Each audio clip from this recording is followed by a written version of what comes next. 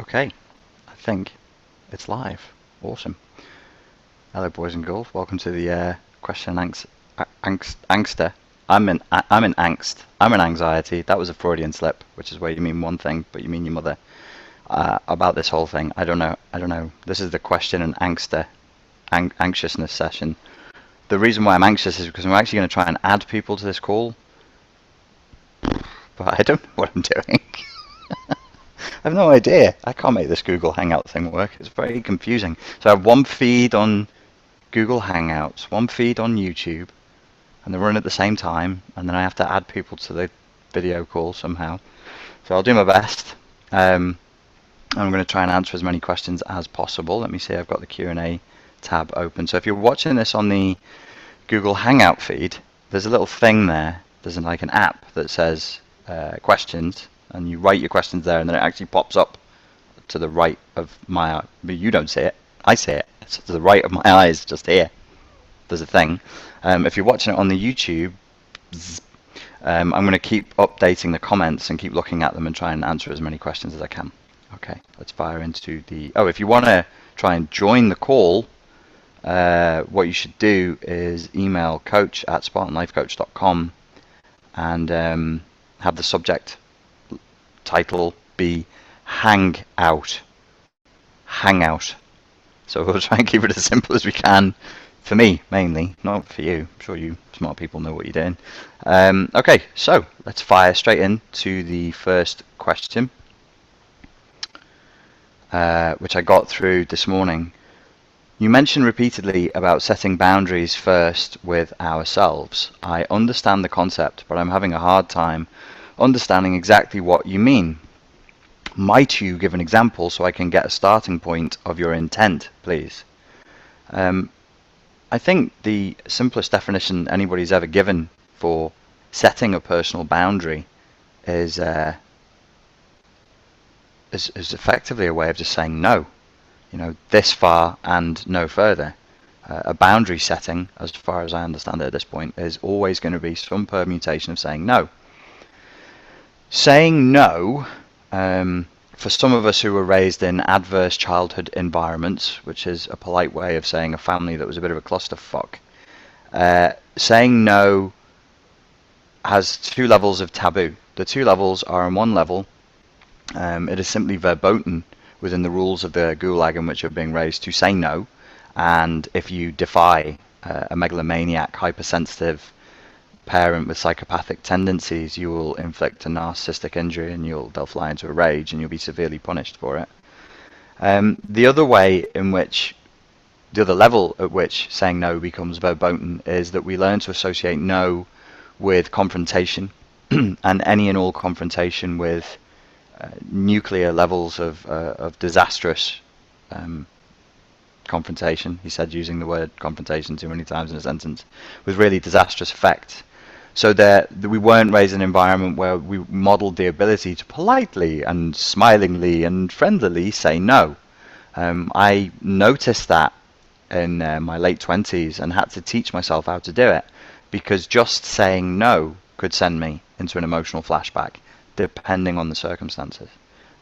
Where physical violence was present when I was working in nightclub security, it didn't send me into an emotional flashback, because the way I described it to myself was there was no ambiguity to the situation. You either do as I say, or I will physically move you or physically stop you. The slip through my porous ego boundaries, the slip through my Holtzman field, if you're a Dune fan, if you like the film Dune and the books, the Dune books, what got through the Holtzman field that should have protected me, the slow and subtle knife that got through, was when it was something that was ambiguous or somebody was close to me, then I couldn't say no to them and it would get through. So setting a personal boundary with yourself is the same as when you set it with another person. You have to learn how to say no to yourself. You can't obey every impulse you have. Let me just quickly check that my sound is working. I'm going on here. Yep, that looks like it's working. Please write if I'm just going, then tell me my sound isn't working, for goodness sake, or I will just keep talking. So You can't just obey every impulse. And I'm not talking about, denying yourself the pleasure of eating the last slice of chocolate cake. I'm also talking about denying other addictive impulses that are not healthy, like overgiving, or seeking to help people in a boundaryless way, doing boundaryless giving, or seeking to help people in a scenario where actually you really shouldn't be helping them, and it's not on an even keel, and it's not fair for you to be helping them, and you're being manipulated into doing something you wouldn't want to do. That also is a way of saying no to yourself. Saying no to the last slice of chocolate cake is pretty important, but also saying no to these the impulses that people with complex PTSD and porous ego boundaries frequently are left with. These are our addictions, is to help other people and to attach ourselves to a demanding person, and then accede, succeed, submit to, I've forgotten the word, submit to their demands. And that's an addictive, that has an addictive quality to it. So the first person you should learn to set boundaries with is yourself. This is the core of self-discipline. This is the core of being able to, exert your will in the world. You still primarily have to exert your will with yourself. There's no point in trying to go out there and exert your will in reality when you can't do it with yourself. And in the same way that this came out from me teaching self-defense, all of these things are rooted in very primal, combative, self-protection style circumstances. You're being taught psychology and elements of I think they're quite complicated elements of psychotherapy and psychiatry by a guy who tested the theory and had the time to think about the ideas while standing in a doorway of a club trying to stop drunk people from and high people, drugged up people, from hurting each other.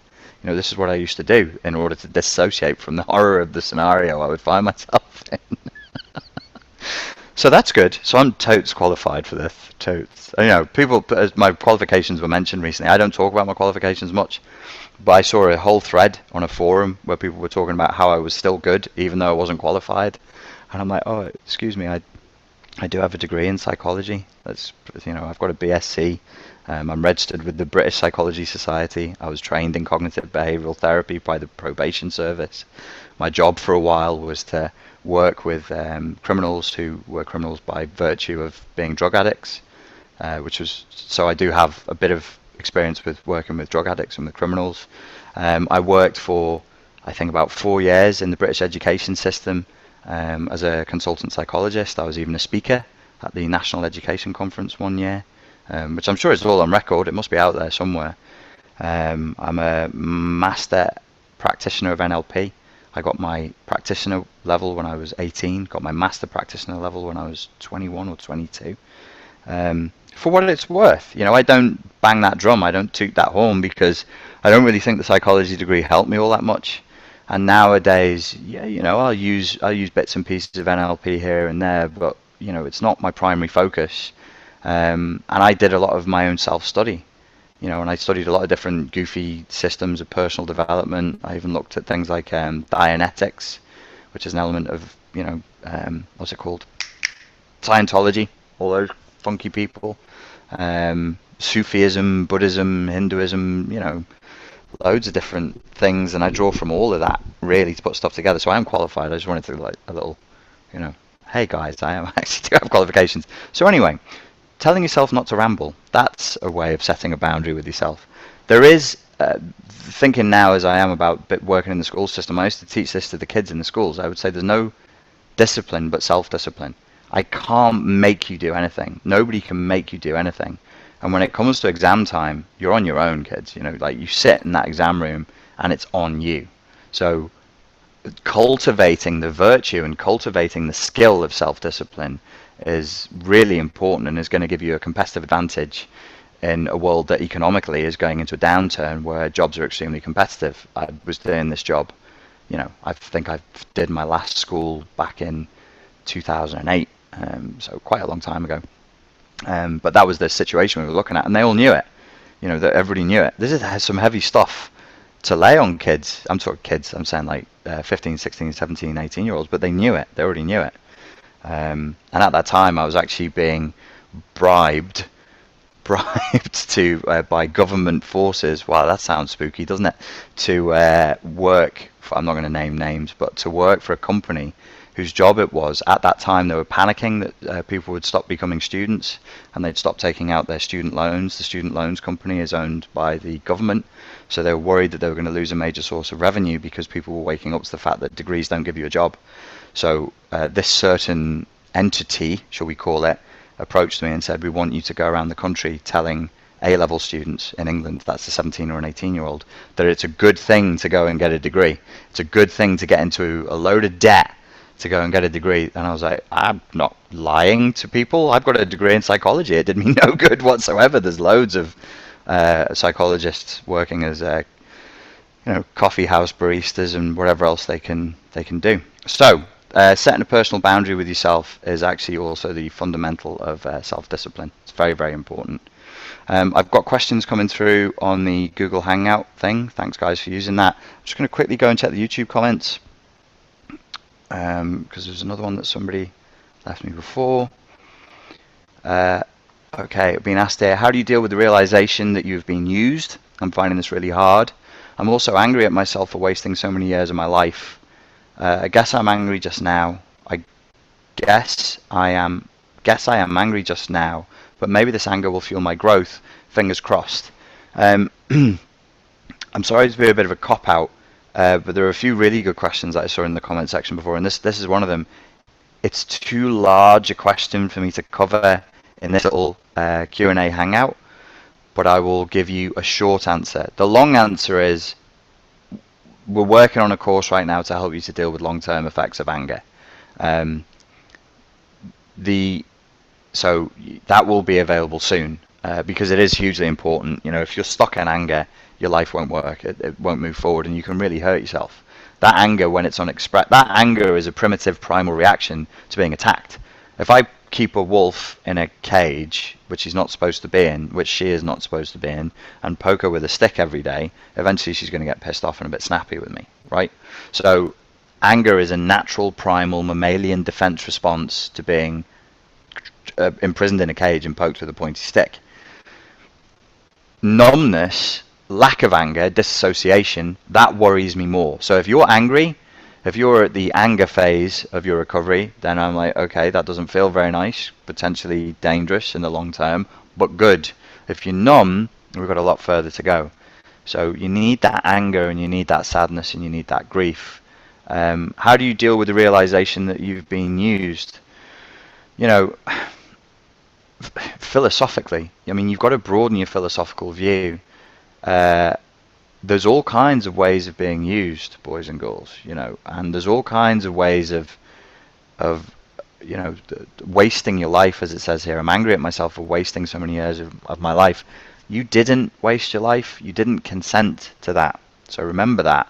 Take some cold comfort in that. You didn't waste years of your life. Those years of your life were stolen. And framing it as though you wasted it makes you sound like a waster. Well, you're not, because you did not consent. You were not given a choice. Nobody turned up with a whiteboard one day and wrote out for you very clearly in felt tip pen, or a Sharpie, as you guys over at the pond call it. This is what's going to happen to you if you get into this relationship, and these are the paradigms and the coordinates by which the relationship will be mapped out. Or, people go, oh, you always talk about romantic relationships. What about family relationships? It's the same thing. As a child, you don't get the option to say no. You don't. It's not. There is no yes, no. I'm 3 years old. Maybe I consent to this, or maybe I reject it. Well, how are you going to reject it? You have no sense of self yet.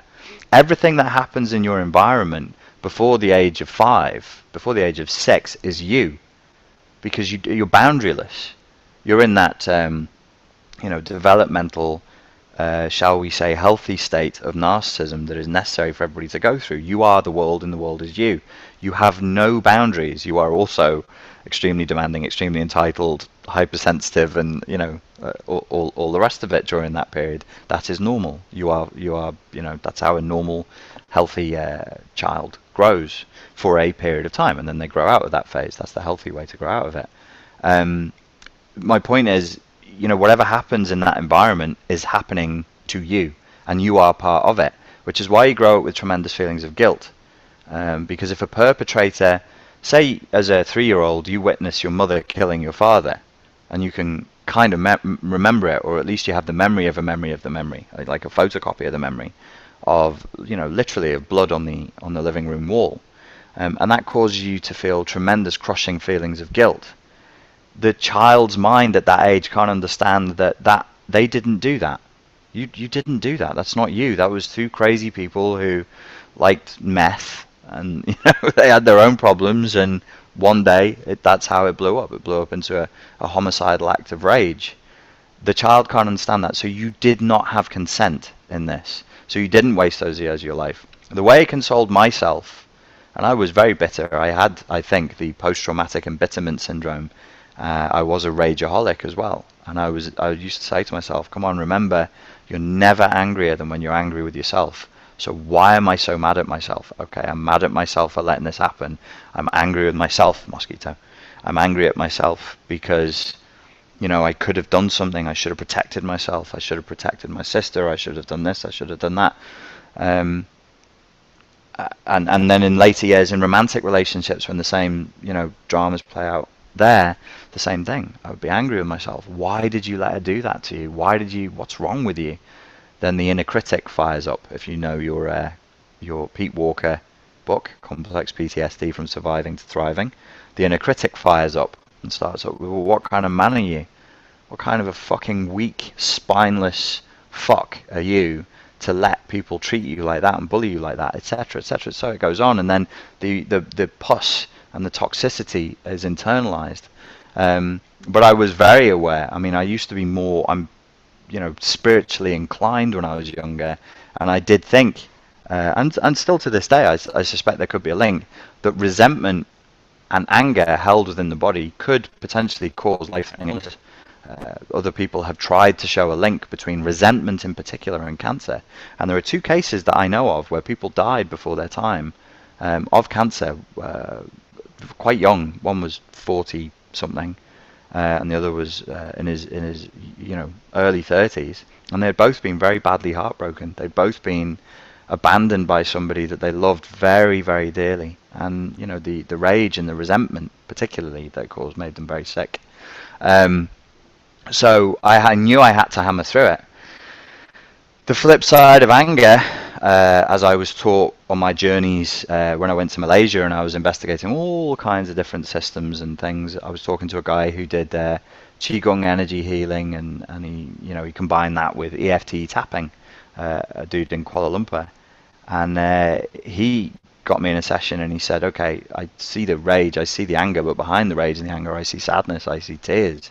And I wanted to cry right in front of him right there and then. There was a huge amount, there was a wellspring of grief inside of me. So we've got to access that sadness, we've got to access that grief to process the anger, because the anger is the fuck you, I don't want to cry response, kind of, to a degree. It's also a fuck you shouldn't do that to me response. It's valid, it's healthy. And the second thing is that will help you is just get into the practice of getting in touch with your emotions. How does this make me feel? I know that I'm never angrier than when I'm angry with myself. Okay, how could I be angry with myself? I'm angry at myself because blah. I'm angry at myself because blah. I'm angry at myself because blah. Whatever it is, and go through it. Or I'm angry at them for this, that, and the other. Write down, do your old school counselling where you just talk to a counsellor, and how does that make you feel? It makes me feel intense, murderous rage. Makes me feel like going on a killing spree and blah, blah, blah. I know a lot of my clients went through that, and it's one of the things that pushed me towards counselling. Was I was like, I think I'm having some kind of a breakdown here, because I just had violent, obsessively violent fantasies all the time. And my counsellor, she was really good.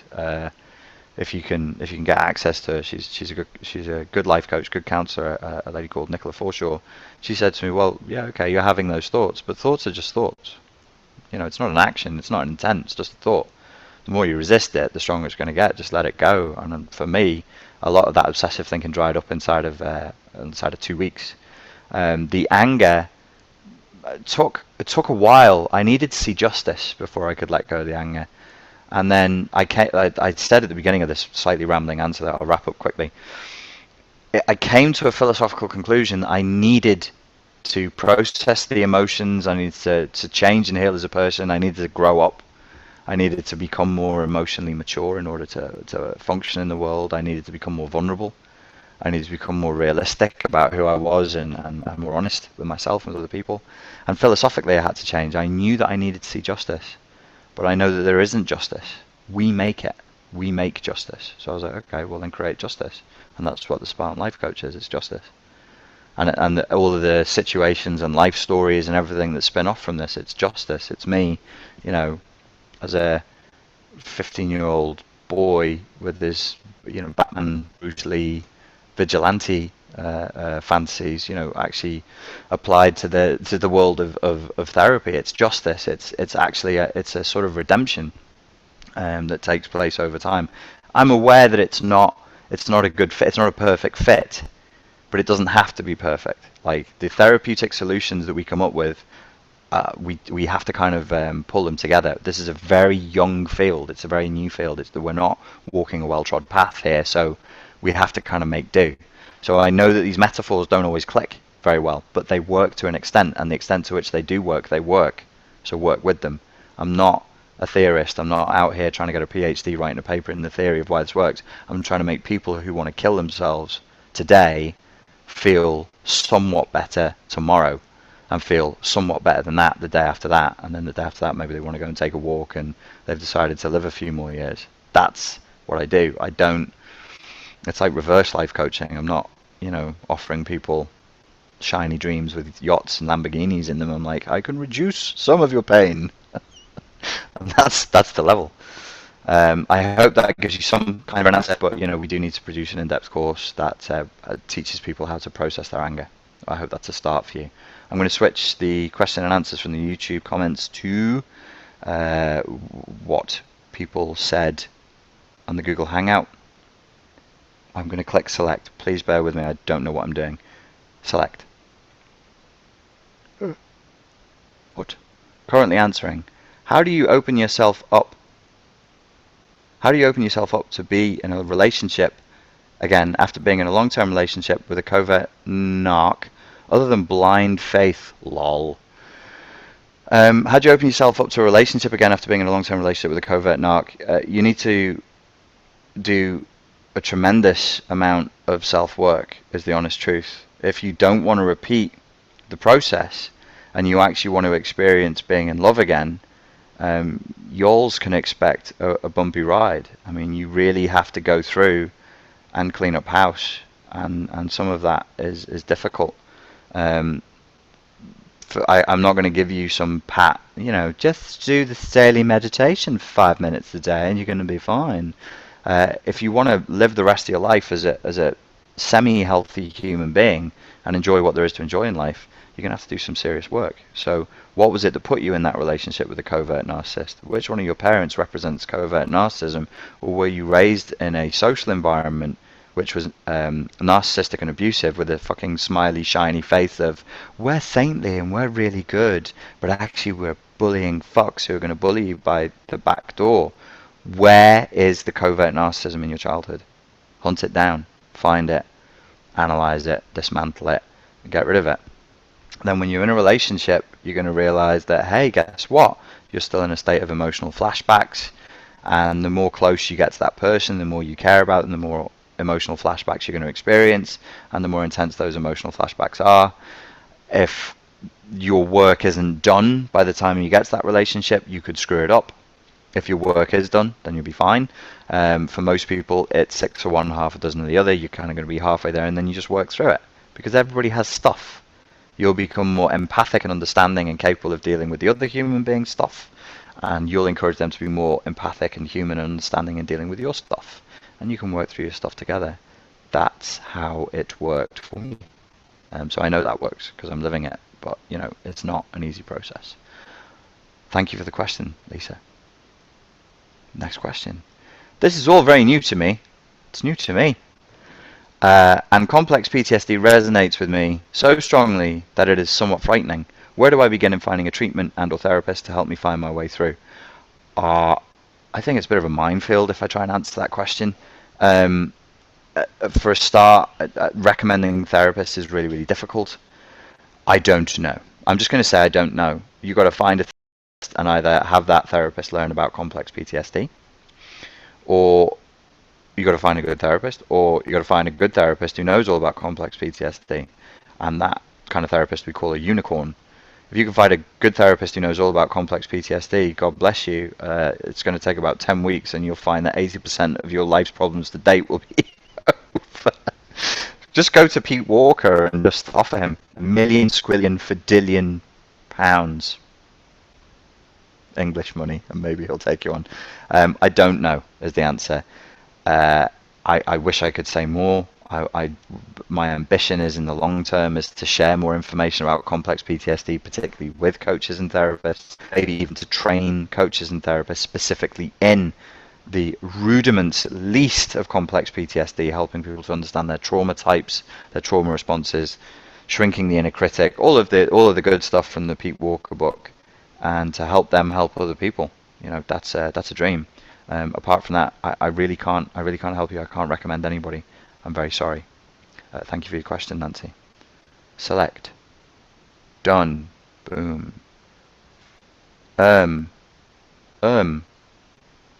To you. Okay, try again. Hi, Richard. What are your thoughts on dissociative personality disorder? I was diagnosed with DPD some years ago, but I seriously question that diagnosis. CPTSD I most definitely have, but I suspect that DPD is PTSD. Dissociative personality disorder. Is that totally different to DID, dissociative identity disorder? I'm not clear on this, and I've got to be really honest with you. I'm learning about this right now, because I'm very close to somebody who suffers from a strong. Why did your question disappear? From a strong symptoms of dissociation. As I understand it right now, it's not dissociative identity disorder, which is what the new name is for split personality. It's dissociative something not specified disorder. So these are people, as I understand it, Carla, who, I'm sorry to do this, it's really rude right in the middle of a hangout, but I need to know if that's a separate diagnosis. Dissociative personality disorder. Is this what we're calling DID? According to this, dissociative personality disorder is DID. And then somewhere else it says it isn't. Oh, that's annoying. Please hold. Tell each other jokes. Do do do do do do do do do do do do. The girl from Ipanema. You don't like that? Right. Previously known as multiple personality disorder. Right. Okay. So yeah, according to this, it's the same thing. Got to be careful with all these words and diagnoses and everything else. So dissociative personality disorder, formerly known as multiple personality disorder, now known as dissociative identity disorder, that you were diagnosed with. I don't know whether you had it or not. Dissociative identity disorder, I read a thing the other day that said a recent survey of American psychiatrists showed that only 13% of them believe it, 15 or 17% of them believe it even exists as it is described, with discrete personalities who don't know each other. There's a book in the house at the moment that's all about dissociative personality disorder that's really, really good. And it goes away to try and understand the thing that we used to call multiple personality disorder, and when people are just disassociating so hard it ruins their lives. So let me stick with that one, because I'll assume that's what it is. If you think it's a manifestation of CPTSD, then going hard on dissociation, that mosquito's back, going hard on dissociation is a trauma response. You are freezing as a trauma response, and you're also doing a little bit of flight, because you freeze. I had this described to me just today.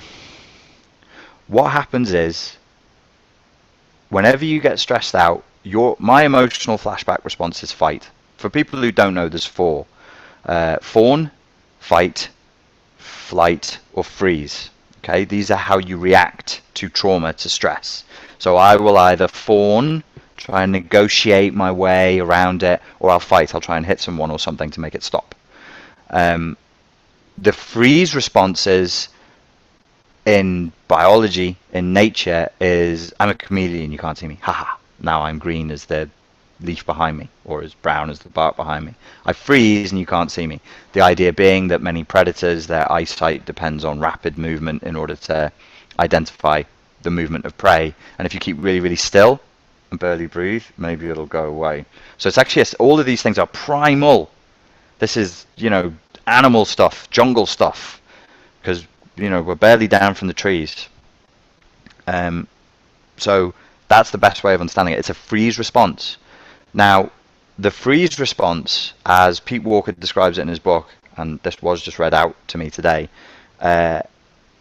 you can see, he points out that you can see that in animals. He says in the book, I've seen documentaries where little furry animals in the jaws of a huge predator look like they're in no pain whatsoever. So another part of our primal response, if a predator has hold of us in its jaws and we know we're going to die, is a huge release of opiates. Now, I used to tell this story in the schools, and I'm sorry if it's like an urban myth, but I seem to remember hearing somewhere that if you pull a zebra by the mouth, by the nostrils and the lips, because a lot of predators bite them there and pull them, they pull their heads down so that they can then, get into their necks, get into their guts, and eat them, that even if you just walk up as a human and just tug them on the lip, you can cause a massive release of opiates. I don't know if it's true, but let's just use that as a metaphor for now. So it's a Pavlovian response, but it's not Pavlovian. It's genetic. It's already there. You can't train it into them. That's just there. They're born with that. Similarly, we seem to have a similar response. So think of it this way: dissociation. I'm the dissociator. I don't like pain. I'm frightened of stress and reality and loud noise in reality. As soon as it comes, I freeze, and I also a little bit flight, because dissociation is also running away. I run out of my head. I pop out of my head immediately. Things are getting stressful. Go out of your head. Think about something else. Oh, I'm in my happy place. La la la la la. Like was it Happy Gilmore who had a happy place? Whatever. So you have a happy place and you just disappear off. Okay, that all sounds like silly. It's like daydreaming or something. No. Actually, what I'm doing is I'm training myself to release a huge amount of opiates through my body. So as I'm dissociating and I drift off and think about something else that I like, inside my body is being flooded with opiates, and I'm like slipping into this warm bath where I don't feel any pain. It then becomes an addiction. Okay, so now what do we know about the monkey who can press the big red button that has the wire in the brain that causes pleasure? He will just keep pressing that red button and going, until he dies. We know that, right? Whatever feels good, the system is going to do a lot of. Whatever feels bad, the system is going to avoid. The human system, the biological system, the central nervous system. What controls pain and pleasure? He asked rhetorically. Is it the central nervous system? No, it's a different system. But you will always move towards pleasure, and you will always move towards pain, even if your brain has a scrambled association to that which is pleasurable and that which is painful. So you'll run towards smoking, even though that's going to kill you, because you associate pleasure to it, and you'll run away from taking a jog, which is good for you because you associate pain to it. So the signals do get scrambled. The point is, you're actually becoming an opiate addict, just your own opiates, your own biological opiates. The serial disassociator is an opiate addict who, whenever reality pops up, they want to get out, they want to get away, so they get out of their bodies and out of their heads. I have found that a lot of people who suffer long-term narcissistic emotional abuse tend to lean that way towards dissociation, because the emotional reality that they were raised in was too traumatic and too painful for them to deal with. So they just created an imagined reality and they drifted off into that instead. So when you were diagnosed with dissociative personality disorder, that might have just been a slightly older, less subtle model, because now what they're saying, we got problems. Like in psychology, there's problems with the old model of multiple personality disorder. There's problems with the way in which it was promoted, formed, presented, the paper that was published, that was very famous, that was turned into a book, that was turned into a film, and then later on they find out years later the psychiatrist who wants to be famous and get published is saying to the client, don't you have distinct personalities? Isn't one called Tom? And isn't Tom 7? And isn't this other personality split that actually wants to protect you? Isn't she called Sally? And isn't she 27 with a different... And there was a lot of leading going on. So you've got somebody who has a huge amount of stress. They do have splits in the personality, and I'm not going to go much deeper into it than this. There's a famous book that Pete Walker recommends in the Complex PTSD book that's all about dissociation. It's called Rebuilding Shattered Lives. I can't remember the author, I'm sorry, but you can Google it now. And they're saying, look, it's almost like the two different models are like this. The multiple personality disorder model, old model that we don't use anymore, is you have distinct, discrete personalities. I have 6. Tom, Bill, Sally, Michael, and Patrice. They're different, separate. And what they're saying now is, well, yeah, but no, it's not really that. It's that you have one personality that is split into different roles, and those roles don't always talk to each other. When it comes to dissociation, strong dissociation through trauma, I've heard, there is somebody who's a specialist in the UK who was saying that there's actually evidence that suggests the brain isn't talking to itself properly. Sometimes it's not even the frontal lobes are being accessed. When the person is in an emotional flashback, when they're in an emotional flashback, they're not actually using the whole of their brain properly, and all of their personality isn't functioning as a cohesive whole. It's functioning as barely talking splits, and these splits in the personality, I would understand them from my background as what we used to call parts therapy in hypnotherapy, where you get different parts of the personality. I'm the risk taker side of Richie, well, I'm the accountant side of Richie, and I like safety, and they would have a little argument, and you'd get them to negotiate and compromise and get it. It's like to the next level, where, so one side of my personality that's responsible for my day-to-day life puts the keys down, and then the side of my personality, then I have a little emotional flashback, because the jangling of the keys reminds me of a time where I was nearly kidnapped in a car and blah, blah, blah. And then I go into another personality that calms me down and puts me back into a mode where I can function in the world again. Well, I've just gone through a massive pattern interrupt, to use the NLP term, and I'm now accessing a totally different part of my brain. Where are the keys? I don't know. But you had them 5 minutes ago. How do you forget where the keys are from 5 minutes to the next? And you drive people around you crazy. But what it is a totally different part of the brain's being accessed. So for the people who have this dissociative issue and the CPTSD flight response together, there's another course that we're doing that we're gonna cover just for these people to bring them back to reality, because it's not their fault. They're stuck. They're so used to pulling out of reality, and they're so addicted to being in that nice soft warm duvet where nothing hurts, that they actually the addiction takes over. So that's a kind of an addiction. Everybody should daydream and dissociate, right, to a healthy level. When you're driving your car, you can switch off and think about something else. When you're tired, whatever. This is not that. Don't get it twisted, homies. It's not the same thing. This is disassociation to a point where you don't even know. You literally are losing touch with reality, and you're literally losing touch with your own internal reality. One side of your personality says one thing, and the other side of the personality says another. So guess what? We go all the way across the room, around the houses, and we get back to a point where actually this person with dissociative identity disorder who has the strong dissociation looks like they have split personality, because one side of them does this, and then the other side of them can't remember it.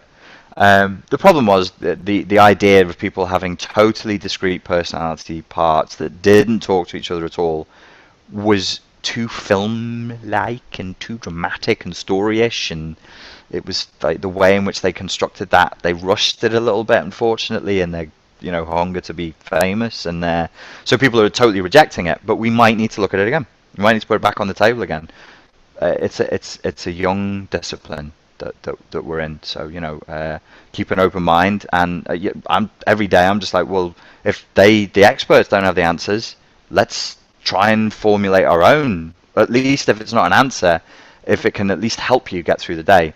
One of the things that people with the CPTSD response of freeze with a little bit of flight and the dissociation issue is I highly recommend plain old Zen meditation to get you back into reality, back grounded in reality, and practice your reality muscle, your moment to moment staying in reality muscle. That was a long answer. Thank you for your question, Carla. I'm going to switch up and go to the YouTube comment section. Let me check my email. Has anybody asked to join? Whoa, loads of people have asked to join the Hangout. Okay, I've already done this for 41 minutes. Let me answer a question on the YouTubes, and then I will go and see if I can get a couple of people on. I'm sorry if I can't get everybody on. I'll try and get 3 or 4 people on. Right, let's answer one more question here.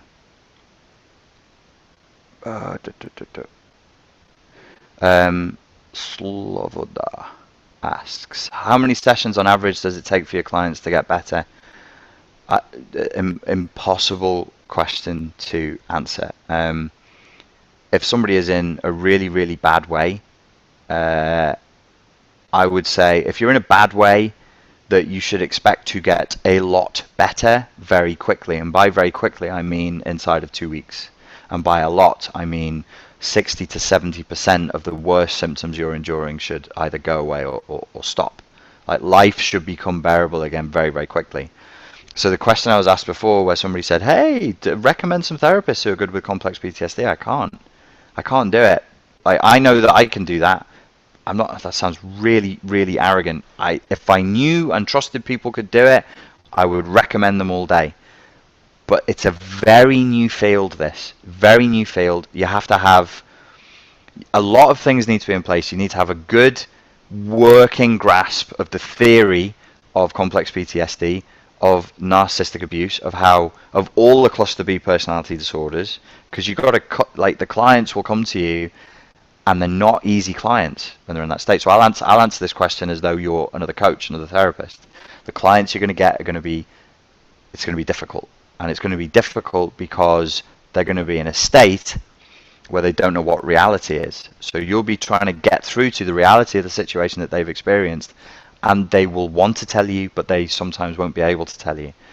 So you've got to be like a master of you've got to master an understanding of cluster B personality disorders and their formation and all their manifestations and all the things that they do. You've got to master and understand, not master, but you need a really good working understanding of complex PTSD and how to resolve it. You need to be amazing at building rapport.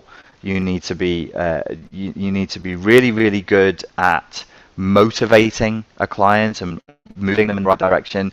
You've got to give people hope. You've got to give people a sense that it is going to be okay, which it is if they work the system.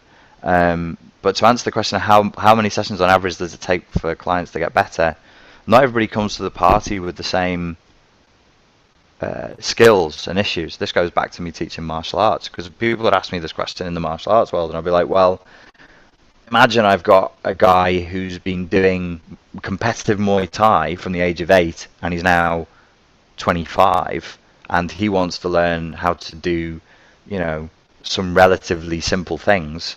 Then I'll be like, yeah, he probably only needs me for 3 1-hour sessions, and then he's going to walk away. Versus a guy who's out of shape, who's not fit, who's never trained a day in his life and has spent the last 20 years working in an office and spends most of his day sitting down. Now he wants to learn how to fight 10 bastards, 10 ninjas at the same time. So I'm saying everybody comes at a different level, but the initial phase should be rapid. And if your potential coach or therapist or counselor can't promise that, then they probably don't have the experience in doing this kind of work. Your worst symptoms can be resolved very quickly. The worst symptoms. The thing that wipes it out and makes sure you never get into a narcissistic relationship ever again, and that you live your life as a healthy, happy, whole person, that could be... I've certainly never worked with anybody for more than 15 1-hour sessions. Most people walk away very happy after 6, but I'm constantly trying to whittle the method down to see as many people as quickly as I can, so that, because the waiting list I have at the moment is long. So I'm trying to get through to people inside of 2 hours if I can, and give them the tools and give them the exercises and give them the equipment to just get to the point and fix this thing. That's by the way, you're on the waiting list between now and the beginning of November, the end of October. You will be invited to do a session with me, guaranteed. I've capped the waiting list. It's off. Nobody else can get me for coaching until I deal with the bottleneck that I developed over the last 3 months of people. So if you're on that list, you will receive an invite. The format will be changed, but I'll send you the details in the email. Okay, so let's try and add the first person. I'm sure it's going to be fine. Okay, let's try this. Please hold the line. I won't sing the girl from Ipanema again. This should be dead easy. Okay, I'm sending this now. Okay, I'm going to send out, I've got I'm going to send out a few invites, and we'll just see who turns up, and then I'll answer a few more questions. Sorry, it's a bit messy, guys, but it kind of has to be this way, whilst I learn what I'm doing. What am I doing? No, don't do that. Talk amongst yourselves. Let's see. So I have this special link right here. I could just open it to the public. That would be flipping chaos though, wouldn't it? Sharing this video call with the public will allow anyone on Google Plus to join. Once shared to the public, this can't be undone. I'm not doing that. That's insane. This is madness. Madness. This is Haswell. Hang on. I'm just going to invite one more person. And we will take it from there. Okay, I see there's a comment here. It says... Okay, select. This one comes from Senile Young Dude. Hello, Senile Young Dude. We've spoken a few times, haven't we? On the personal messages thing. Does the CPTSD and flashbacking go away if someone does the necessary self-help work? Is recovery from childhood abuse kind of reframing and understanding ourselves and what happened? An analogy could be getting the map to fit the territory and walking around. Yeah, it's a good analogy. You need a map that fits the territory. I hope that you mean the same thing that I mean with that. It's understanding the whole thing. Like philosophically, you can't do this without rewriting your morality, rewriting your sense of who you are in the world, your understanding of humanity, of other human beings, how you relate with people. In my life, it's gone away. The CPTSD and flashbacking has gone away to an extent where I'm unrecognizable as a human being. It's gone away to the extent that my life is infinitely more enjoyable than it was just 3 years ago, and where I was 6 years ago is a different world. I literally lived in a different reality. It's like a quantum leap out of that reality into a completely new one, where I'm doing things that were unimaginable. So, yeah, if you do the necessary self-help work, then yes. But like the example I gave before with the martial arts student who comes to me and says, "Oh, I want to learn to do this," and I just spent the first 25 years of my life doing professional Muay Thai, I'll be like, well, you're already fit and coordinated, let's go. Similarly with this, like, if I say to you, oh, just do the self-help work, go do the Pete Walker book, what are you bringing to the table? What do you already know? And I don't want to assume too much with people, because that would be my mistake. When I was a teenager, I was doing Zen meditation. I was doing Aikido. I was doing I was studying NLP. To get a NLP practitioner qualification at age 18 isn't amazing, but I think looking back and being objective, what it showed was that I had that curiosity there, and I had the will, I had the intent to learn and to try and crack the code, to try and crack the puzzle. So when I do work today, I'm resting on the laurels, maybe, or the previous work of already that was done. So I'll just go, oh, well, just do this, mate. And for me, it's easy, but maybe it isn't easy for you. Or something that is just rock hard for me, because there are things my brain won't process very well. There are styles of therapy that literally just annoy me so much I can't do them, but other people swear by it. They say it's amazing. So there are things that you will find easy that I'll find very hard. So I don't want to sort of. I think that's the best answer I can give you. Is recovery from childhood abuse kind of reframing and understanding ourselves and what happened? Dude, senile young dude. Recovery from childhood abuse is not just reframing and understanding ourselves and what happened. That sounds like the dissociation I was talking about before. You might be an intellectual dissociator. This is not an accusation. I'm merely sharing as one intellectual dissociator to the other. I never wanted to spend any time in here when I was a kid, because in here was where all the pain was.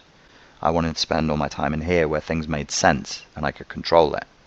So if I wasn't over-rationalizing and over-analyzing everything, I would be off in fantasy land, reading sci-fi books and fantasy books and stuff like that.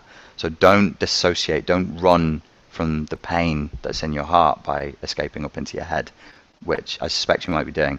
Your posts, your messages to me, and everything you've ever said to me, you seem very intelligent. Try not to run from the pain. It's a messy process overcoming childhood abuse, and it's impossible to do without getting into some emotional work. And now we have a gentleman on the line whose name is Ryan. Ryan, I'm going to try and bring you in. Bear with me. Show in broadcast. That bit's done. Can you hear me, Ryan? I can't hear you. You're muted, sir. There's a little red button at the top of your screen that will say you're on mute. Unmute that. There you are. Okay, great. Can you hear me now? Good Lord, you're loud. Oh, let me turn you down. Yeah, it's just been me chatting to myself for the last half an hour. Go on, sir. What can I do for you? Okay, is this a little bit better? Yeah, that's awesome. Okay. So I left a comment. I just realized it was really long, but my question is, so long, like the narcissistic abuse that like my mother gave to me when I was a child, it actually really deeply affected me. It affected me to the point where it affected like my sexuality and my sexual desires. And like to give you like to be more specific, like basically I have kind of this weird kind of dominatrix fetish where I can't get fully aroused unless I kind of imagine myself under the control of, like being ordered around or being humiliated, being controlled by like the dominatrix or the goddess or whatever you want to call it. And like it's all well and good for me to undergo this process of recovery, but my question is, like, is this like deeply ingrained sexual desire? Like it's like basically it's like kind of replaying like the role that my mother had on me in my life, because instead of like nurturing me and supporting me, she just like controlled me. And my question is that that deeply held sexual desire, is that going to change? Or is that, and if so, how? Or is it something where it's just so deeply ingrained that maybe it's not going to change? The short answer to that question is I don't know. This is the second time I've been asked it this week. Where I would want to ask you is, how do you feel about that being what you need and what you want in a sexual context? How do you feel about it? Yeah, that's a great question. I feel ashamed. I feel like I don't want to feel that way, but then I try like to go for a week without kind of watching that type of video online, without to put it crudely, like masturbating. But then it just like I'm trying to block it, but then like the desire comes through so strongly, like where to the point where like I can't really have enjoyable sex with another woman unless I'm either that dynamic is in play in the bedroom, or it's like going through in my mind where I'm kind of like recreating it. And I want to just kind of have like normal, healthy sexual desires and Yeah. encounters, where it's like it doesn't have to be this crazy weird thing going on.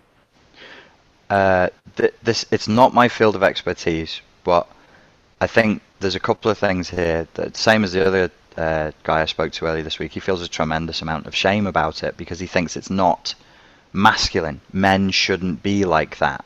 Mm-hmm. I'm not 100% convinced myself that a lot of what we think women should do and men should do and women should want and men should want aren't just social constructs that suit somebody else's agenda. The idea that animals are natural and only humans are perverted, I think that one's pretty well crushed. You know, and certainly in the last few years, that little myth has been blown away. We've seen, yes, animals do commit incest. Yes, animals do rape. Animals even rape other animals from other species. They'll have sex. They'll perform necrophilia. Sexuality is a tricky subject, and there's no way I can answer your question without pissing people off. I'm going to upset somebody with this. I would first and foremost, where you are right now, take the judgment dial and just turn it down. Nobody really has the authority to say, look, this is how you should get turned on. This is what you should like. I look around at what I'm told as a man I'm supposed to find attractive, you know, celebrities wise, and I'm like, it's a freak show. You've got to be kidding me. They look ridiculous. So I already know that I'm rejecting the hegemonic cultural ideological norm for what I'm supposed to want and how I'm supposed to act.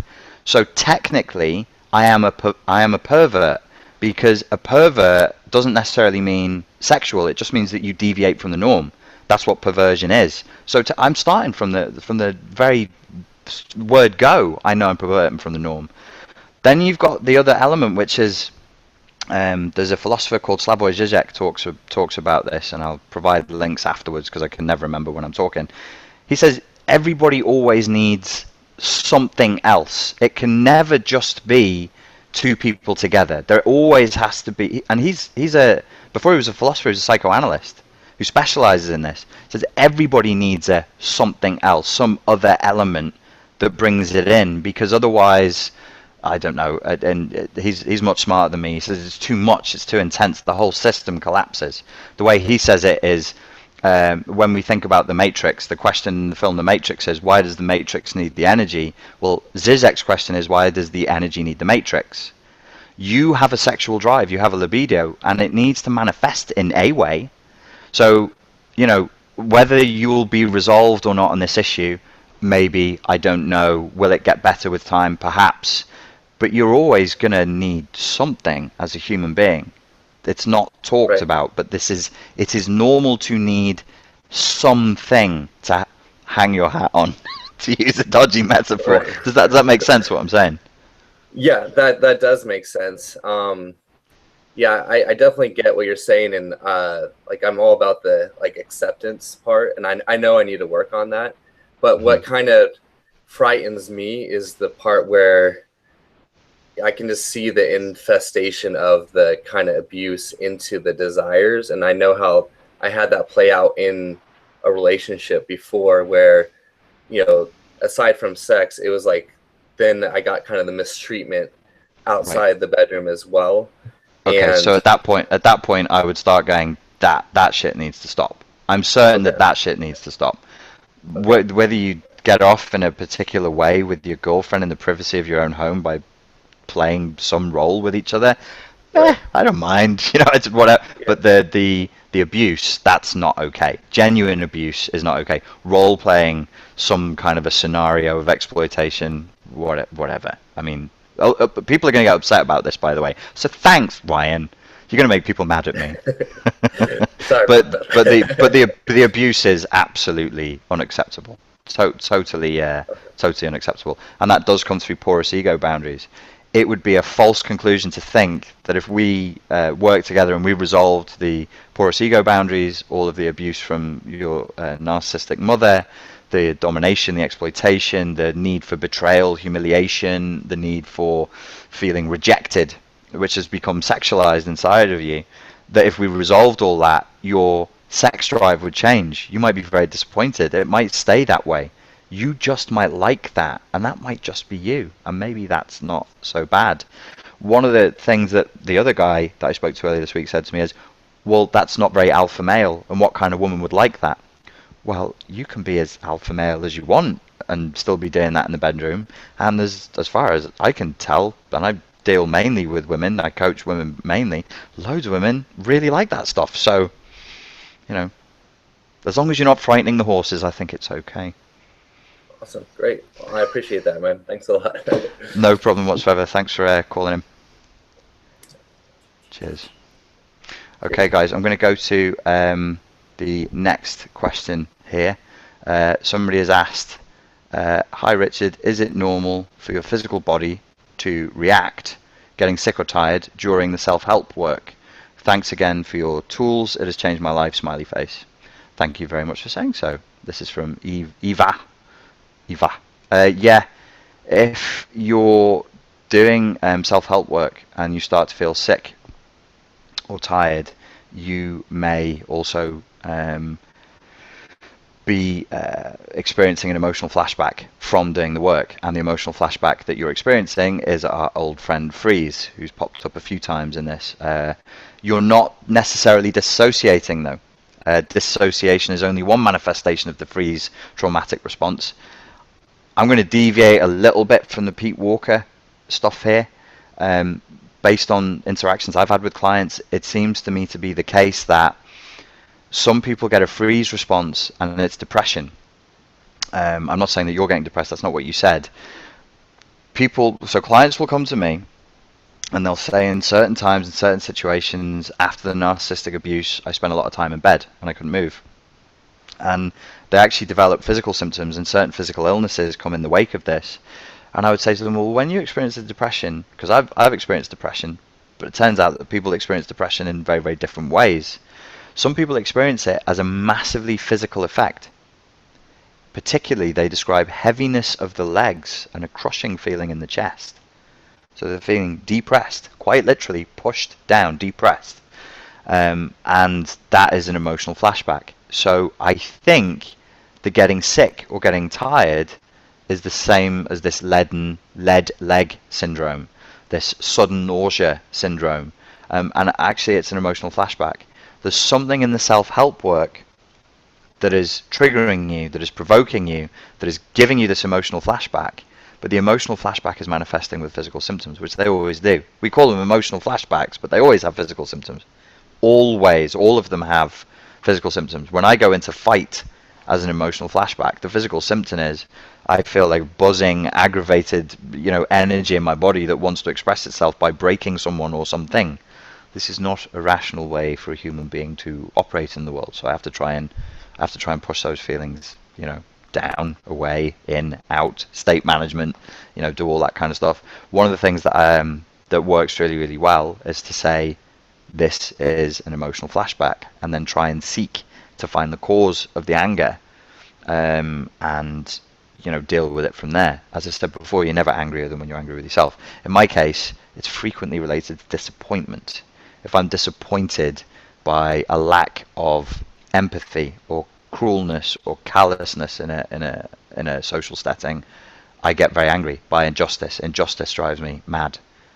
So that's my emotional flashback, but it's not, I don't feel sick or tired, I feel extremely aggravated and I want to hit something or someone.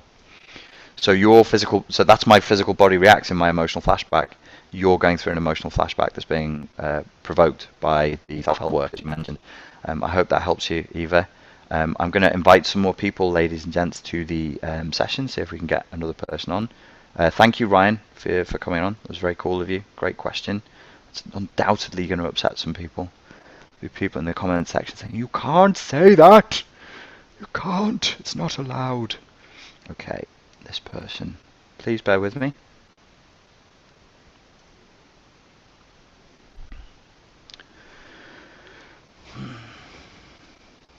If I could sing, I would.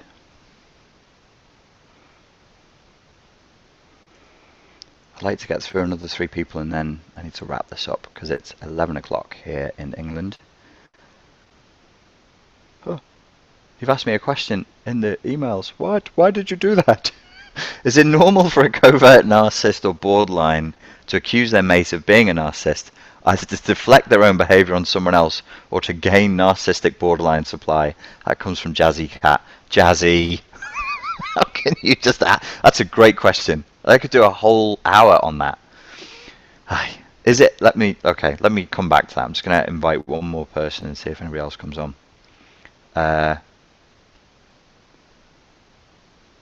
So is it normal for a narcissist to accuse their partner of being narcissistic? I don't know if it's normal. I don't know how often, I don't have enough data in front of me to say, oh, this is normal, this is not normal. I can say that I know of many cases, many cases where the partner was, sick in some way, cluster B in some way, and they accuse their partner of being sick, cluster B. Whatever rock is nearest to hand is the one that they're going to throw at you. Whatever they can just get their hands on and just chuck at you, that's what they're going to chuck at you. And also, it's a great way of gaslighting somebody. Frequently, when I've seen cases of narcissistic abuse, it is quite... what is normal is to imply or suggest or even outright say that the target is mentally ill or confused. At the very least confused, but often mentally ill. Every case, I would go so far as to say every case that I know of, there will be a suggestion of mental illness. The person needs to know about narcissism to accuse you of narcissism. But yeah, there's certainly a ton of people.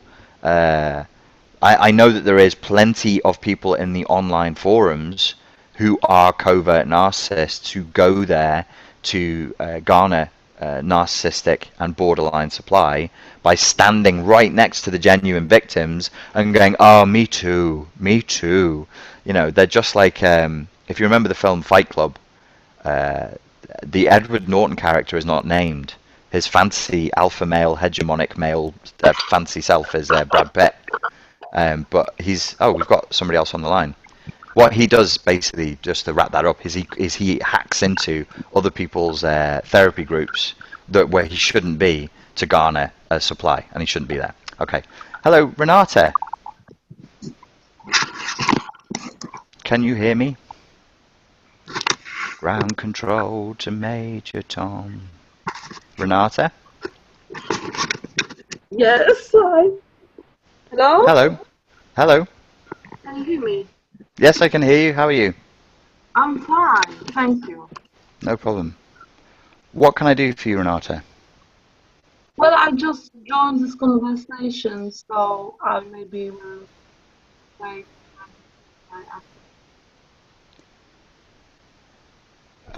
The line is very, very weak. I can barely hear you. Right. 1 second, I will call you again in a minute. Okay. So, yeah, it is unfortunately an all too common effect to see people come online in the narcissism forums who shouldn't be there, who are standing right next to genuine victims. And I sadly did fall prey several times to people like that in the first couple of years of doing this work, where I would be like, a good little codependent. I go, oh, you had abuse by a narcissist. Oh, you're just like me. Let me, try and help you and rescue you. And then I would find out at a later date that the person was actually very sick. So is it normal? No. Accusing the other person of being mentally ill or making them feel like they're mentally ill, that's normal. I can say that with certainty. Accusing them of being a narcissist? Yeah, maybe not. Maybe not. I don't know. I don't have enough data, but it's a good question, Jazzy Cat. Thank you for putting it in the emails. Okay, let's... I'm just going to invite another couple of people and see what happens. There's people asking me questions in my emails. No, guys, this is if you wanted to get on the call.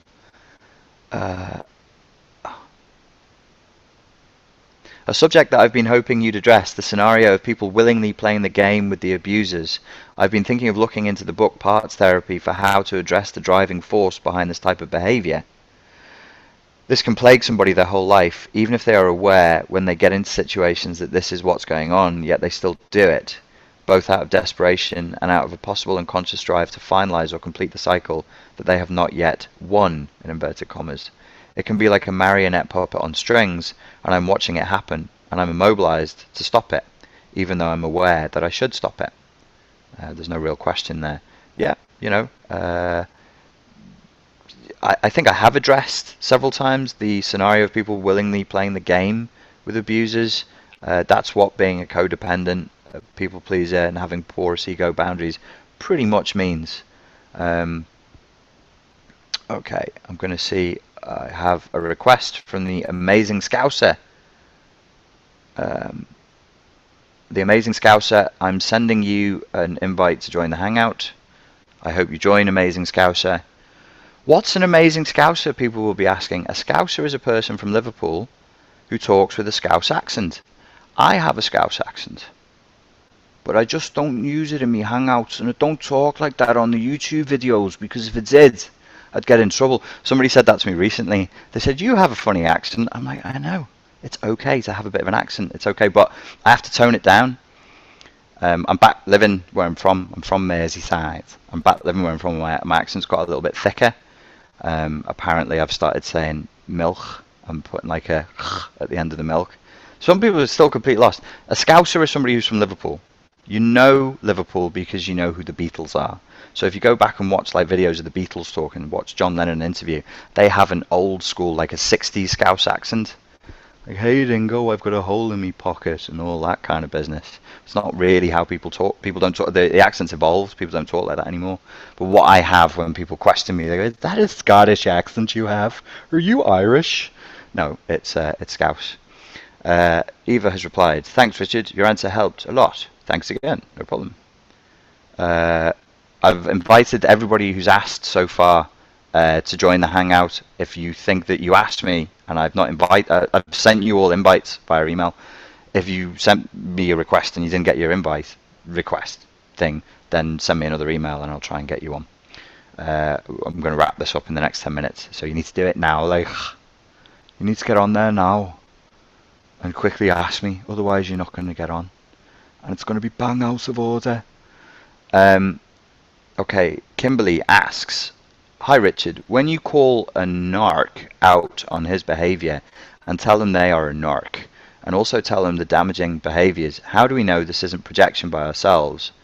You project onto others what you are yourself, ? Yeah, if you're sick, you do." So this ties into Jazzy's question, which is, do narcissists frequently accuse other people of narcissism? Yeah, if they have that rock to throw, then they'll throw it. Of course they will. If they understand anything about cluster B, then they will. But frequently, people with narcissism have a very surface understanding of anything. You know, they can talk the talk, they're good talkers, but the actual knowledge that they have lacks depth. So it's very easy to go, "Oh, you're a narcissist. You're such a narcissist. You said you'd meet me at 12 and you came at 12:15 because you're a freaking narcissist." You know, and it gets ridiculous because everything's a narcissist. If you organize a barbecue and it rains that day, the sky is a freaking narcissist. It didn't respect my boundaries. The essence of narcissism is to deny what is wrong in the self and to project it all out. That's what a narcissist does. But the idea that if you call a narcissist out on their behavior, that makes you a narcissist because you're denying what's wrong in yourself and you're just projecting outward, that would certainly be, in philosophical terms, a false conclusion and a leap in logic. You know, it's I can't remember the Latin for it, but it basically says just because the logic makes sense this way, it doesn't equal the same thing if you just turn it back on itself. It's like it's called something like the argument of inverse logic. That's the logical fallacy that you've accidentally used there. So no, it doesn't. You know, this could be your guilt and shame talking if you've got the complex PTSD. That if you even dare to say to somebody, "Hey, you're a liar. I read your phone. It's full of texts from girls that you've been meeting up with. You were cheating on me." Then your guilt and shame kicks in and goes, "No, if you accuse them of anything, then you're projecting and you're a narcissist." Well, only you know what your behavior is like. So we're back to this thing of like, people have to rewrite their philosophical core. Where's the morality issue? It's a morality issue. Who is behaving morally? Who is behaving immorally? And people will get upset by that and go, you can't say that. It's all a projection. You know, the morals of this culture are different to the morality of that culture. I don't give a fuck. I don't play with moral absolutism, and I don't play with moral moral relativism, and I don't mess around with moral relativists. It's cowardice. It's cowardice. Some things are wrong. They're just wrong. They're wrongy wrong, and you can tell me I'm wrong, and I'll go, I don't care. Some things are absolutely wrong, and it's not okay. Lying is one of those things that really you shouldn't be doing. You shouldn't get into a relationship with somebody based on a certain set of implicit coordinates and then break those coordinates. That's why it's called cheating, because you've agreed to play a game and the person is now breaking the rules, which is called cheating. They're not breaking laws, though. You can't have your boyfriend arrested for cheating on you or whatever it is he did, which I don't know. But no, you're not sick for pointing out that somebody's behaving like a buffoon. Far from it. It's absolutely acceptable. Okay, next question comes from Naz. Is everyone who are in or was in a relationship with a narcissist a codependent? I'm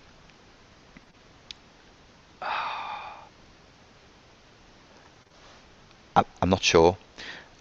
Previously on 24, 6 months ago, I would have said yes. You can only become intimately bonded with a narcissist if you were a codependent to begin with, and the roots of that codependency are going to be in childhood. But I've had a lot of correspondence with Sam Vaknin in the last few months, and I've had the opportunity to ask him a lot of questions. And one of the things that he said to me is that, you know, the narcissist is a, what did he call him? I think he said they're a human blender. He wrote a really good line, which I'll dig out from the emails and I'll post it on the Spartanlifecoach Facebook page. And he said they make of the human in front of them whatever they want. So you could be a relatively healthy person, according to Sam Vaknin, and they can mold you into a codependent over time. So I'd like to straddle both courts with that answer and say, yeah, both. I personally believe you need to have some pretty big holes in your ego boundaries, and you need to be in a fairly desperate phase of your life in order to get into a relationship with a narcissist. You need to, you know, something's amiss if you get into a relationship with a narcissist. It's not just codependency. It's usually circumstantial. You know, I hear a lot of stories. So I know that there is usually a set of circumstances like financial duress or social duress or something else is going on that makes the person desperate. That means that they are more open to being preyed upon by a narcissist. But I have to, you know, kind of, you know, Sam Vaknin knows more about the subject than I do fundamentally. He has more knowledge about this, way more data than I do. He's been doing this for a long time. He's got a ton of data, and he says no, you can take a person and drill them into being a codependent. So I hope that gives you a reasonably intelligent, useful answer to your question. Let me go and check my emails and see if anybody else is trying to jump on board. Somebody is inviting me to join their hangout. No, I'm not joining your hangout.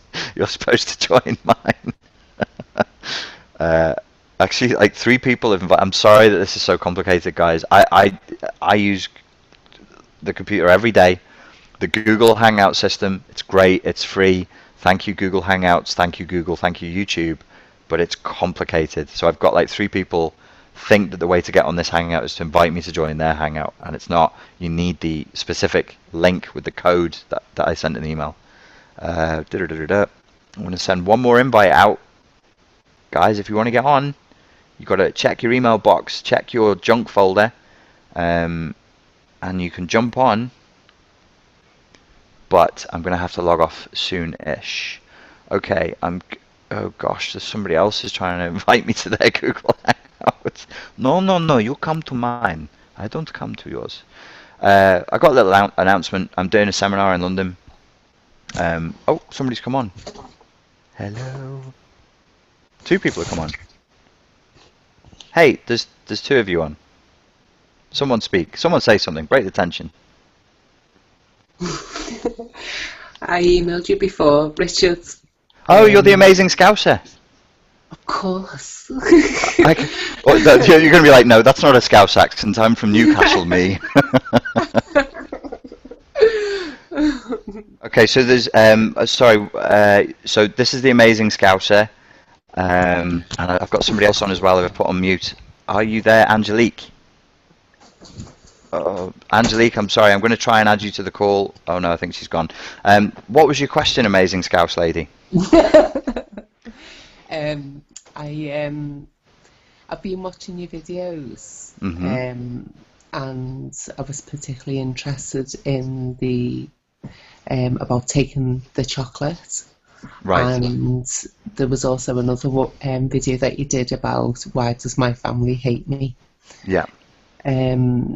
So if you take lessons from those two videos, and also end an artistic relationship as well, which is what I've done. What happens then when there's hardly anyone left? What do you do then?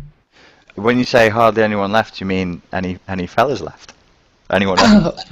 What do you mean when there's no one left? Oh, you mean in your family, in your whole life?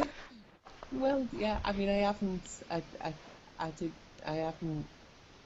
kind of don't have any concerns with that joke that you just said there. I am usually okay on that side of things, like. But I mean, in all seriousness, I mean, sort of once you've sort of realised what your family are really like, and and then you sort of end an artistic relationship that was hard, very, very difficult to leave. Yeah. What do you do then? Like, how do you rebuild from that then? Oh, it really is a rebuilding process. You just got to take the time to do it, and you've got to accept that it is going to take some time. It's not easy. It can be. It can be difficult, and it's one of these things that can lead to the post-traumatic embitterment syndrome, as you end up with a very dark reality tunnel where you start thinking, well, maybe everybody's like this, and maybe this is the way the world is, and there's just tremendous loss in that wake. I mean, it is a tragic thing to go through, without a doubt. So, you really need a philosophy of life that's going to say, well, I'm going to make the best of this. I'm going to make it work. I've already given them. That period of my life was already given. I can't get that back, but I've got the rest of my life to make what I want of it. And the brain, it's a little bit of a software fault in the brain, is that it will obsess over pain. It will look for what's wrong in the environment, and if you're not careful, you constantly keep looking back at what you lost, and you've got to kind of force yourself to look forward to creating something that is better than you had before. Is this all happened quite recently? Yeah, it has. Yeah. Over the last couple of months, really. I think because my dad died a couple of months ago.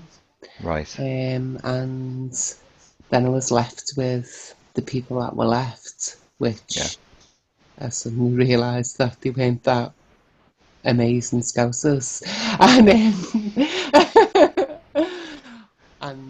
then I sort of like ended a relationship as well at the same time. So it's been difficult, but I know you said that you've kind of been through stuff like that yourself with your own family, and I just wondered how you managed to actually put into practice what you're advising, really.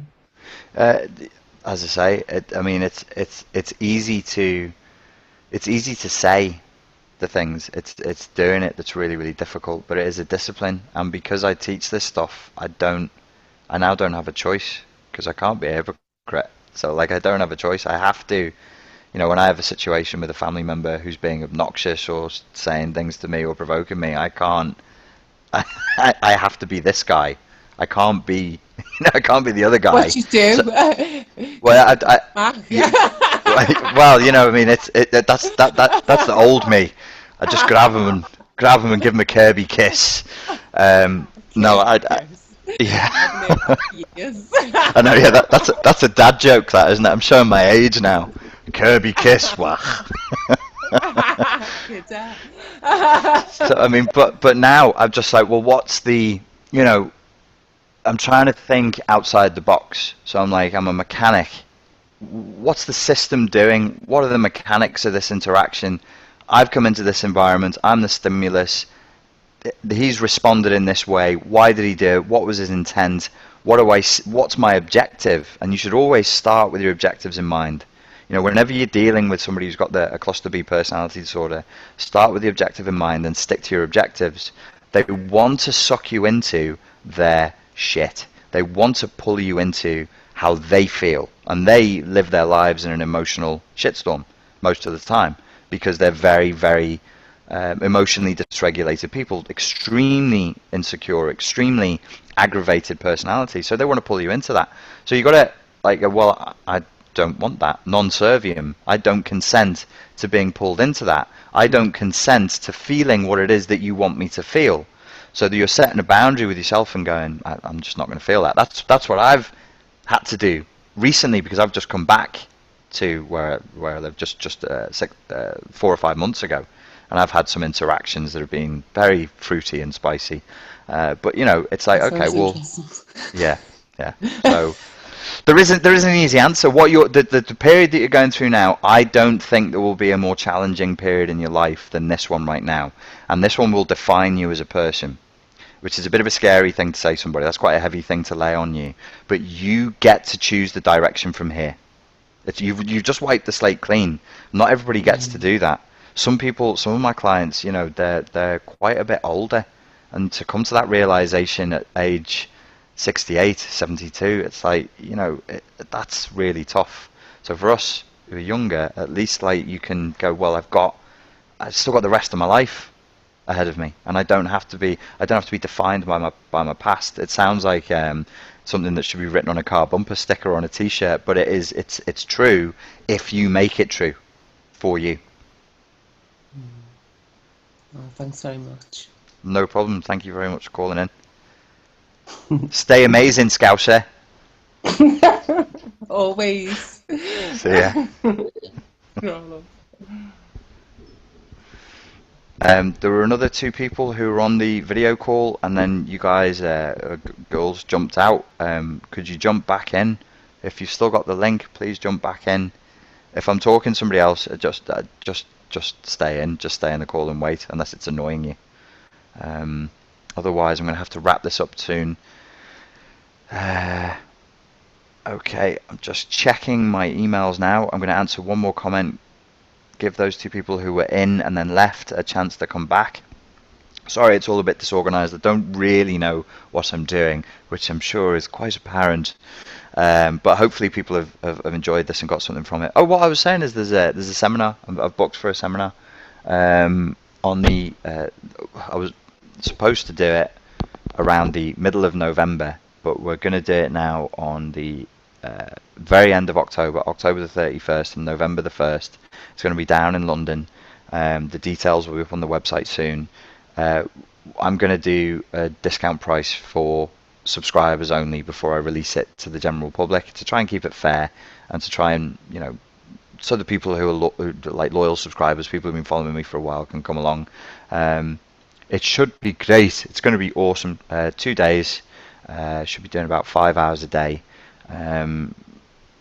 It's really, really close to London Euston Station. So don't, for the love of God, don't try and drive into London and park there. Drive somewhere, park up, and then just get the underground in. So much easier, and get out the same way. Do not try and drive into London for the seminar, but that's at the end of this month. Okay, I'm going to answer one more question. You're back. Hi. Hi. How are you? Good, great. Gosh, I'm so glad I finally got my technical difficulties fixed up. So that I can yes, I'm absolutely dying. I discovered you on YouTube. Obviously, it was about a relationship, and you had said it awesome, that if you're looking, there's probably something wrong. But in the meantime, this was my mind-blown moment. You had talked about trauma bonding, and in addition to that, and I'm probably taking it off the narcissistic course. But I'm a recovered alcoholic, 18 months sober. And I grew here in the States. Obviously, addiction is hugely criminalized, and we have a system, a capitalistic healthcare system, where we have for-profit organizations that are being funded by the court system. So you find yourself as a client being put into these situations that if you don't participate, you're going to go to jail. If you don't start getting these taglines, if you don't assimilate into this situation, you're always living in fear. You're going to go to jail, or things are not going to be okay. We have a similar thing here. I'll always be the first to criticize America, because I think it's healthy to do that. But even in Europe, with a more socialist model that we have, we actually end up with some of the same evils. We have the same thing here, where we will say to people, do as you're told, stop taking drugs, get off alcohol, or it will mean jail time. Right. And then but what happens is this snowball of you have a for-profit organization. I'm going to cut to the chase because I don't really have a lot of your time. Okay. But bottom line is what's happened is really a huge amount of brainwashing that and this trauma bonding at the same time, because you go in and out of jail. You're glad to just be taken back in and that sort of thing. And really, as an alcoholic addict, you're always told to question your reality. You're the sick one. And I guess I just really wanted to hear more about that. I am clear about that. I am clear that the things that I went through with that, I did get outside help through Alcoholics Anonymous and NA, which are not affiliated with any organization, sect, denomination, that sort of thing. So I kind of was able to deprogram. But I do have other friends and that sort of thing, and how you reach out to get them back into a reality of to be themselves, of not always living on these programs. Are you saying you feel trauma bonded to the system and to the programs? Well, at one time I did. But through outside help, through NA and AA, like I said, because they're not affiliated with any sect denomination. I found to be programmed. It's a difficult. Go on, sorry. Are constantly. They cannot make it more than 2 months out before they find themselves back into the inpatient. Right. It is a difficult situation that the organizations find themselves in, and I've seen a lot of harm done by very well-intentioned people. I used to work with the probation service, particularly with drug addicts who are in trouble because of their drug addictions, and there are some really nice people in the system, really well-intentioned people. There's some dreadful scumbags within the system as well. But it's very hard to help somebody without doing what you're talking about, which is this trauma bonding effect, and infantilizing that person and weakening them. It takes a lot of skill to actually genuinely help somebody in a way where they can get stronger and they can get better themselves without needing you.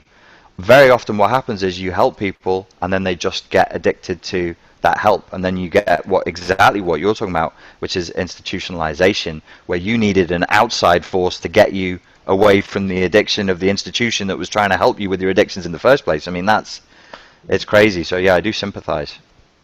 Right. Well, through the system, obviously, a big part of my sober support is these other women, and it is so hard for me to, literally, they cannot make it more than 2 months before they find themselves in another long-term program, and if there is a way to deprogram this. I think one of the things that needs to happen is that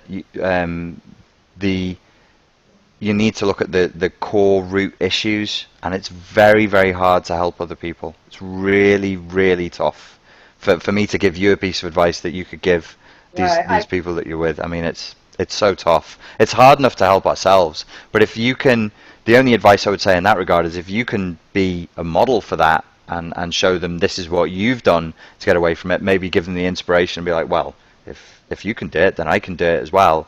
That's probably going to be the best way of doing it. But you know, you're probably going to have to accept that for the time being, that's where they're at. And yeah, they will be in and out of these institutions because they're in a cycle of that. They're almost addicted to the institution that's trying to help them get off the addiction.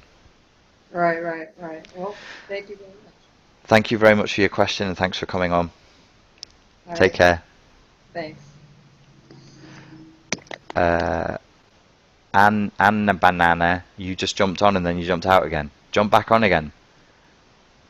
I'm going to answer one more question. We're going to wait and see if Anna Banana, your username, I can't even say it inside my own head.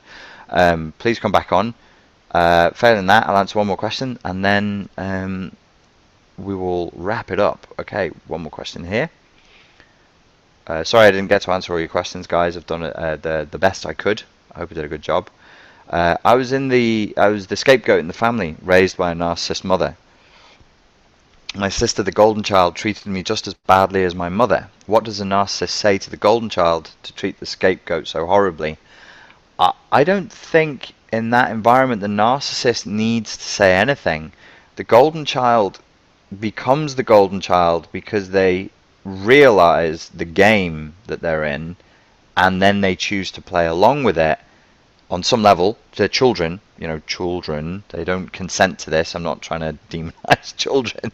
They don't get to say no, but their response to what is going on is different. The scapegoat is the truth teller.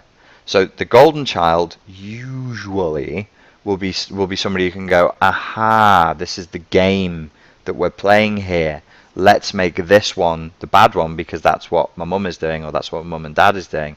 Okay, well, if I stand next to them and throw stones at you, then I don't get stones thrown at me. If I stand next to you whilst they're throwing stones at you, they're going to throw stones at me too.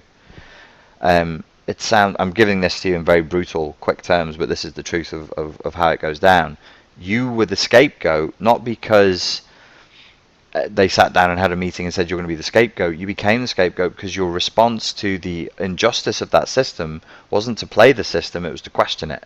The scapegoat is the person who questions the system. The scapegoat is the truth teller. The scapegoat is the person that says, hey, the emperor has no effing clothes on. I can tell he's naked. It's all a big scam. And then they get punished for that, for inflicting that narcissistic injury. Okay, ladies and gents. Anna Banana, you're going to come back on. Anna Banana. Nope. Okay, cool. I hope you guys enjoyed this. I went on for an hour and 40 minutes. It's supposed to be an hour. If you have any questions, comments, or suggestions, or you want to give me a tutorial on how to use Google Hangouts, I will receive it gladly. We'll do this again within the next 7 to 10 days' time. Please keep an eye out on the Spartan Life Coach Facebook page for the full details of the seminar that's coming up. It'll be really cool to meet people face to face and be able to have a chat. It's going to be a really good seminar. And Anna Banana coming back on? No. Okay, well, it's 20 to midnight here in England, so I'm going to wrap it up now and go and get some sleep. Thank you very much for your time and your attention. Thanks for joining me, and thanks for everybody who called in. You asked some really good questions, and everybody wrote me questions. I've really enjoyed trying to answer them. Please leave your feedback below, and I will talk to you all again soon. Thank you very much.